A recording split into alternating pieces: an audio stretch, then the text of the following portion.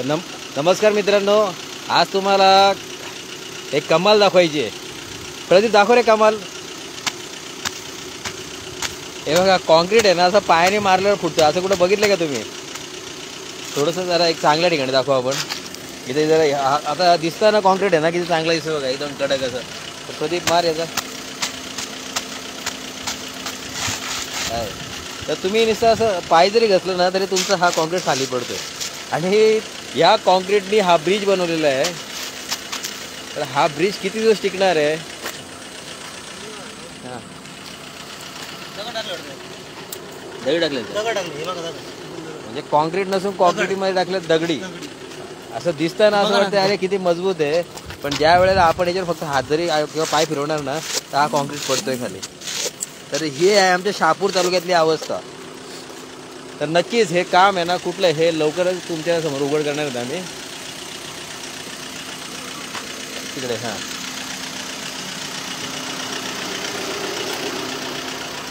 तिकडे पण तसंच आहे का?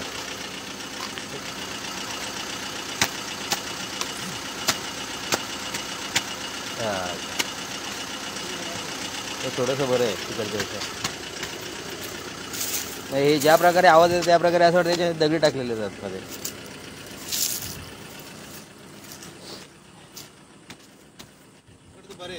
इकडचं बरं आहे ना. हां, या साईडचाच जास्त प्रॉब्लेम आहे.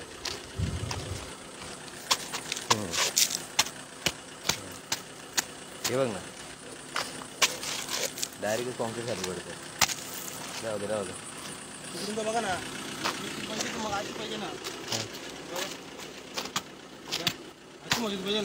नाही नाही, त्याचा पण आवाज येतो ना, त्याच्या आतमध्ये दगडी दगड टाकले. आहे त्यात. हा ब्रिज कोसलायचा पूर्ण.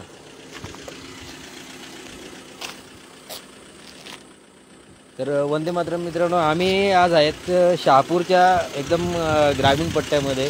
म्हणजे इकडे बोलतात इकडे सगळे आदिवासी गावपाडे आहेत. आणि अशा ठिकाणी डेव्हलपमेंटची जी पण कामं केली जातात ना, तर ही कामं म्हणजे निवड चुना लावायची कामं असतात.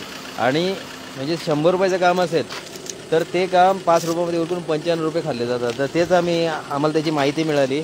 आणि आज आम्ही चेकिंगसाठी इकडे आमची टीम घेऊन पोचलो निर्भय महाराष्ट्र पार्टीची.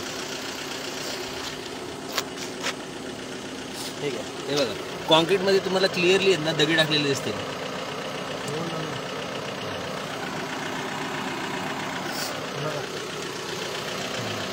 आणि हा जो आहे ना, हा आहे ब्रिज. म्हणजे या ब्रिजवरून गाड्या जा करतात. आणि एक दिवस हा ब्रिज एकतर पडून तरी जाईल, नाही तर एकतर पावसाच्या पाण्यामध्ये वाहून तरी जाईल. तर ठीक आहे, आम्ही पुढे असं हे जे रस्ते ब्रिज हे चेक करत करत पुढे चाललो आहे. कारण की तुम्हाला माहीत आहे की आता आलं ते म्हणजेच विधानसभेचं निवडणुका. आणि प्रत्येक आमदाराने, खासदारांनी, मंत्र्यांनी आपल्याला सगळ्यांना सांगितलेलं आहे की आम्ही एवढा पैसा तुमच्या तालुक्यामध्ये खर्च केला, एवढे 1000 कोटी खर्च केले. तर हे खर्च किती केले आणि त्याच्यातले खाल्ले किती, तर याची शोध मोहीम निर्भय महाराष्ट्र पार्टीची चालू आहे. आणि ती ऐन निवडणुकीमध्ये आम्ही सर्वांच्या समोर उघड करणार आहेत. तर थोडे पुढे जाऊ आपण आणि पुन्हा जे पण काही वास्तव आहे ते तुम्हाला दाखवू. तर तिथपर्यंत आपल्या सगळ्यांना माझ्या लाईव्हला उपस्थित राहिल्याबद्दल धन्यवाद. वंदे मातरम.